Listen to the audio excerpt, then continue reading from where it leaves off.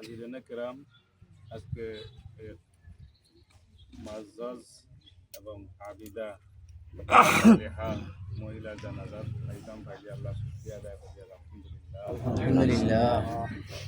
আমি যদিও এই মহিলা সম্পর্কে বেশি জানা নাই, এরপরে আবিদা সালিহা আবিদা অর্থ এবাদত কারিনী, সালিহা হইল নেককার। আমার দৃষ্টিতে এবং হাদিস শরীফের যে লক্ষণ, এই লক্ষণ যা বোঝা যায় আসলে তাই আবিদা সালিহা। আল্লাহ রসুলে 3টা মাসের লাগি দোয়া করছে, রজব, শাবান এবং রমাদান। কেউ যদি রজব পাইলেন, শাবান পাইলেন, কিন্তু আল্লাহর কাছে এই দোয়া করতে, আল্লাহ রজব শাবান পাওয়ার পরে আমার আর মুক্তিও না, কমপক্ষে রমজান শরীফটা পাওয়া যায় মুক্তি।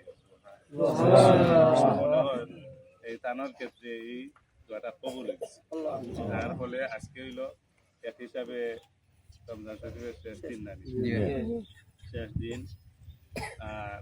আর তো হইল খেজুর, লাইলাতুল কদর হওয়ার সম্ভাবনা, সব মিলে এমন একটা আশ্চর্যজনক মুহূর্ত হয়েছে যে যেটা ভাষায় প্রকাশ করা যাবে না। আর এইরকম মুহূর্ত থেকে নসিব হয় না।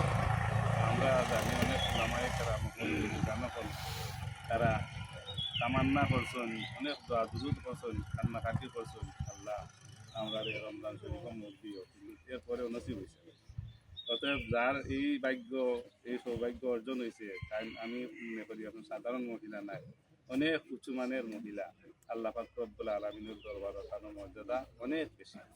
আমি আর বেশ লম্বা করি আর না, আমরা সরকারি কিছু কইছি, আমরা কিছু কইছি, আমি বেশ লম্বা করি আর না। সবচেয়ে বড় আমার যে সফলতা, তারা যে আওলাদ দিয়ে গেছে, তাই তো আমরা কাছে প্রিয় এবং সমাদৃত সুপরিচিত।